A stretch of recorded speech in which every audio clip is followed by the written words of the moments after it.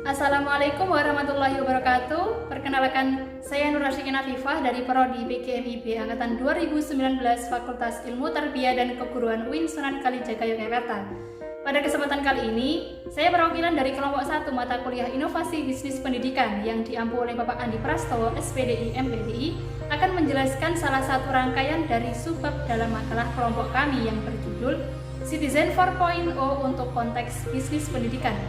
Pertama, saya akan menjelaskan subbab poin D, yaitu contoh Citizen 4.0 dalam konteks bisnis pendidikan. Pendidikan 4.0 merupakan salah satu dampak dari revolusi industri 4.0, di mana manusia dengan teknologi menciptakan inovasi untuk perkembangan pendidikan. Dengan adanya pendidikan 4.0, menyebabkan adanya beberapa kecenderungan, di antaranya yaitu belajar bisa dilakukan kapanpun dan dimanapun. Dengan kata lain, waktu dan tempat menjadi lebih fleksibel. Dengan demikian, siswa memiliki lebih banyak kesempatan untuk belajar mandiri sesuai dengan keinginannya tanpa dibatasi oleh ruang dan waktu. Perkembangan bisnis 4.0 dalam pendidikan dapat terlihat dari banyaknya kehadiran bimbingan belajar online. Di Indonesia, sudah banyak kita jumpai berbagai aplikasi bimbel online yang memanfaatkan teknologi digital dan internet, seperti Ruang Guru, Kuiper, Zenius, Snapchat, dan lain-lain. Aplikasi-aplikasi tersebut merupakan aplikasi yang bergerak dalam bidang pendidikan dengan penawaran solusi belajar secara online untuk siswa dengan fitur yang lengkap dan menyenangkan, mulai dari menyimak video pembelajaran, mengunduh catatan-catatan penting, dan mengerjakan soal latihan. Kelebihan dari bimbingan belajar online yaitu bisa digunakan untuk belajar di mana saja dan kapan saja dengan didampingi oleh tutor-tutor terbaik dan berkualitas, serta biaya yang terbilang terjangkau dibandingkan dengan bimbel biasa. Selain bimbingan belajar online, pembelajaran e-learning dengan menggunakan platform digital juga merupakan salah satu bisnis pendidikan yang sekarang ini mewabah di semua kalangan. Kemajuan teknologi menjadikan tidak hanya golongan profesional atau senior untuk melakukan bisnis ini. Kita para pemula juga dapat dengan mudah melakukannya, selagi ada inovasi, kreativitas, dan ketekunan. Pembelajaran e-learning dengan menggunakan platform digital terpengaruhi karena banyaknya pengguna teknologi digital di Indonesia. Bahkan sekarang ini, YouTuber dijadikan sebagai profesi, lain halnya dengan dulu yang hanya dijadikan sebagai hobi ataupun hiburan semata. Subbab kedua yang akan saya jelaskan di sini yaitu poin E, implementasi Citizen 4.0 untuk bisnis pendidikan.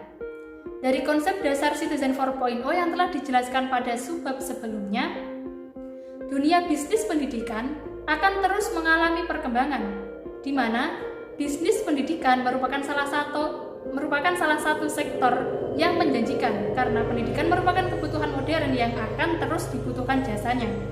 Beberapa bisnis yang bergerak dalam bidang pendidikan meliputi sekolah, konsultan, lembaga kursus, atau penerbit buku pendidikan. Menjalankan suatu bisnis itu tidaklah mudah, begitu juga dengan bisnis pendidikan, misalnya sekolah. Karena banyaknya pesaing, modal yang tidak mencukupi, dan sasaran konsumen atau masyarakat yang finansialnya terbatas. Sekolah sebagai salah satu bisnis yang dapat dikategorikan dalam pelayanan publik, maka harus ada manajemen yang mengutamakan price, prospek, product, profit, priority, place, people, profile, and promotion. Adapun faktor yang dominan dalam persaingan antar lembaga meliputi lokasi yang strategis, memiliki keunggulan nilai, dan mampu mencukupi kebutuhan masyarakat pada umumnya. Dari beberapa faktor tadi, maka perlu adanya strategi bersaing yang perlu diterapkan dalam kompetisi bisnis pendidikan. Meliputi mengetahui pangsa pasar, adanya strategi diferensiasi, strategi mengelola inovasi, dan strategi mengelola perubahan. Siapapun dapat memanfaatkan teknologi seperti platform digital untuk mempromosikan bisnis pendidikan yang akan ia jalankan. Contoh, seseorang akan membangun bisnis pendidikan dengan mendirikan bimbingan belajar atau kursus, di mana dalam mempromosikannya dapat dengan membuat situs di media sosial atau sejenisnya yang berisi tentang identitas dari bimbel tersebut dan ditambahkan sesuatu yang dapat menarik konsumen, seperti orang tua atau peserta didik. Selanjutnya yang terakhir yaitu bab 3 atau penutup. Kesimpulan dari makalah kelompok kami yaitu dari materi-materi yang telah dijelaskan sebelumnya, ada banyak hal yang perlu kita pahami tentang urgensi Citizen 4.0. Adapun poin-poinnya yaitu 3 paradoks di era abad 21, Youth, Women and Netizen, New Wave Marketing, Redefining Loyalty, Human-Centric Marketing for Brand Attraction, Content Marketing for Brand Curiosity, Omnichannel Marketing for Brand Commitment, Engagement Marketing for Brand Affinity, Entrepreneur dan Entrepreneurship abad 21.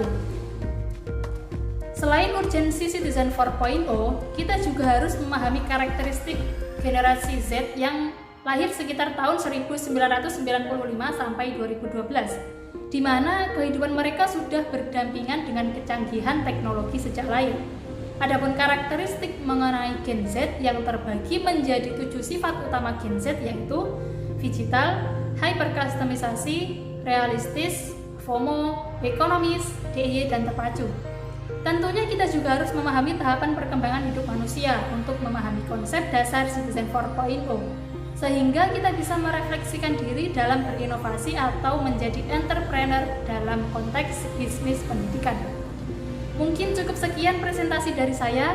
Apabila ada kurang lebihnya saya mohon maaf. Wassalamualaikum warahmatullahi wabarakatuh.